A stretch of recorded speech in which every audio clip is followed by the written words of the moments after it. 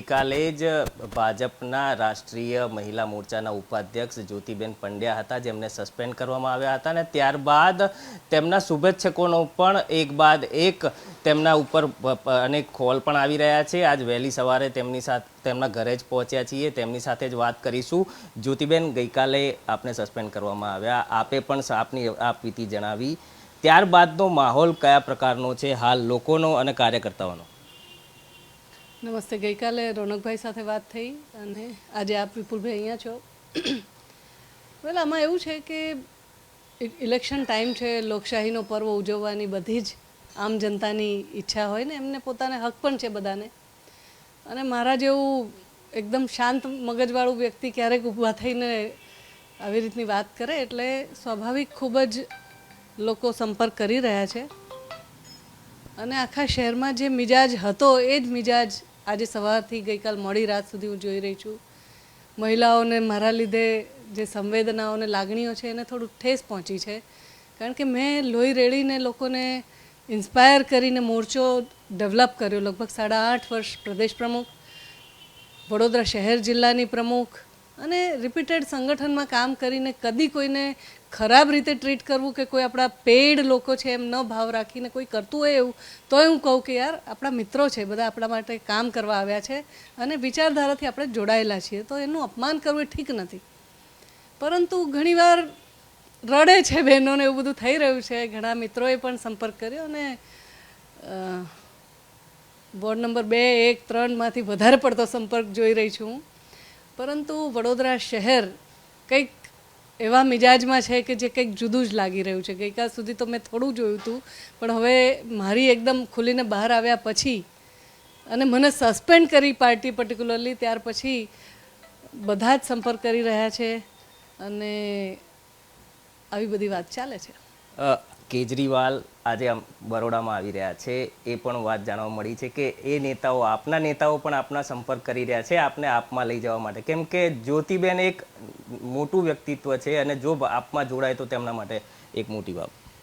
મોટું વ્યક્તિ તો હું છું જ નહીં, હું તો નાની કાર્યકર્તા છું અને મારા મનના વિચાર મેં વ્યક્ત કર્યા કે આપણા શહેર માટે આપણે બધા ભેગા મળીએ અને ક્યાંય બેખોફ થઈને કામ કરીએ સાથે મળીને। શહેરમાં આઈએએસ ઓફિસર આવા તૈયાર ના થાય ને એમ કે ના ભાઈ વડોદરા ના આપો, વોટ ડઝ ઇટ મીન? ક્યાંક ને ક્યાંક આપણી કમ્યુનિકેશન કે ક્યાંક આપણો મનનો ભાવ કે ક્યાંક કોઈક લીડરશિપ ક્વોલિટીઝની એવી તેસી માથાકૂટ થાય છે કે લોકો સાથે કામ કરવા તૈયાર નથી થતા। તો અને આપણે જોઈએ છે, હું તો હજી આજે પણ કહીશ કે મોદી સાહેબ મહેનત ખૂબ કરે, ખૂબ કામ કરે, ખૂબ પરિણામલક્ષી વિકાસ કરે અને સાથેની અમે બધા ટીમ તરીકે પરિણામને રંજાડી કાઢીએ તો દુઃખ તો થાય જ।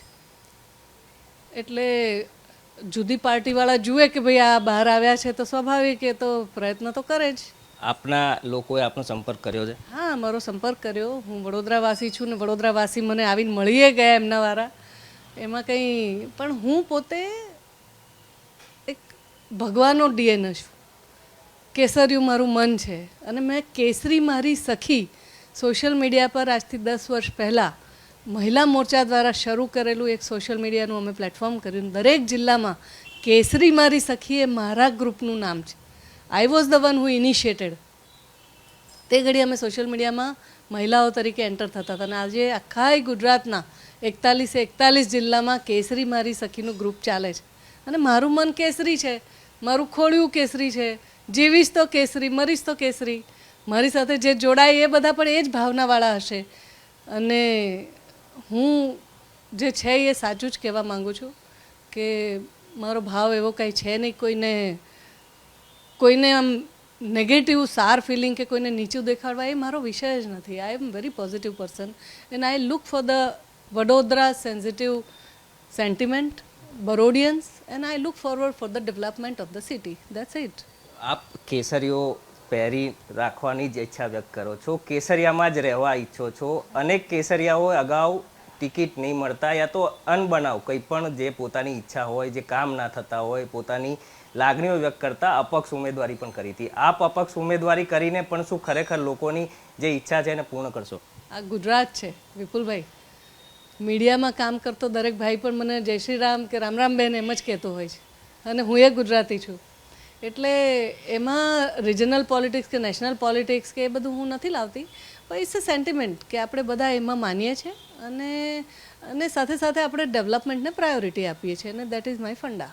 પણ અપક્ષ તરીકે પણ જો લોકો આપની પાસે પ્રતિભાવ આવી રહ્યા છે, લોકો પોતાની અપેક્ષાઓ તમને જણાવી રહ્યા છે કે ખરેખર ખોટું થઈ રહ્યું છે, તો વડોદરા શહેર માટે જો તમારે ખરેખર મેદાનમાં પણ ઉતરવું પડે તો તૈયાર?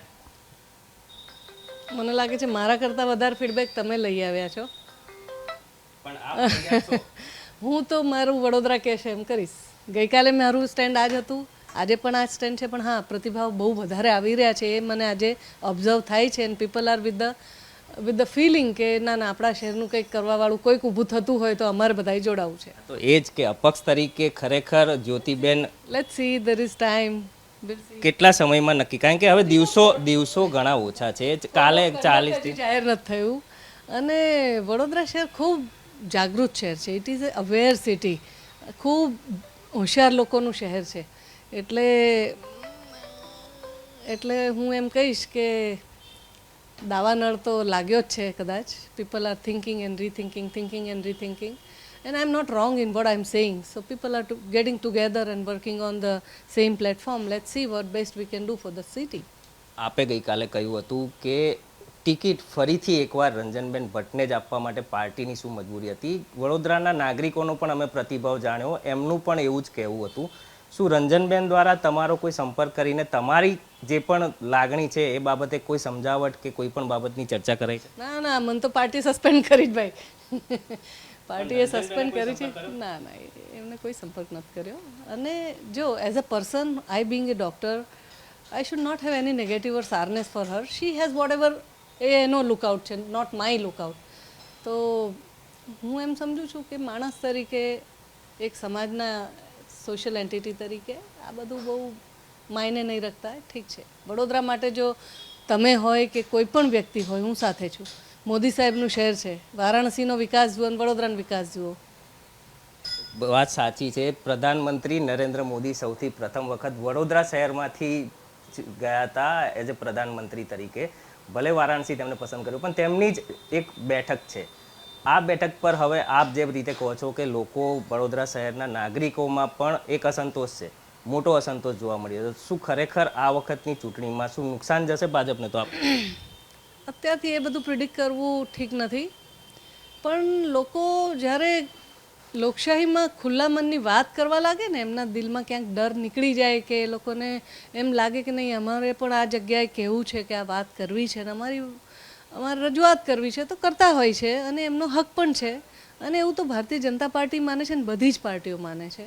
સો this nation is been given a very strong constitution and fundamental rights to the people, to the citizens of the nation, and I am a person who believe in the Indian constitution, and I salute Baba Saheb Ambedkar કે day 1 થી જ્યારથી દેશ આઝાદ થયો ત્યારથી મહિલાઓને voting rights આપ્યા. એટલે we are blessed in India and we want to work for the nation whatever time we get it. I think लोग सब जागरूक है, रायता फैल गया है. बस यही बात है, रायता फैल गया है. रायते में कहीं ना कहीं ज्वाला भी जल चुकी है. ज्योतिबेन की ज्वाला कब जलने वाली, यही लोग जानना चाहते हैं. आप તમે શું કહેશો? એ જ્વાળા ક્યારે જલે? જ્યારે કોન્ટેક્ટ બધા પાકા થઈ જશે ત્યારે જે સમયની જરૂરિયાત હશે તેને આપણે બધા ભેગા થઈને કરીશું.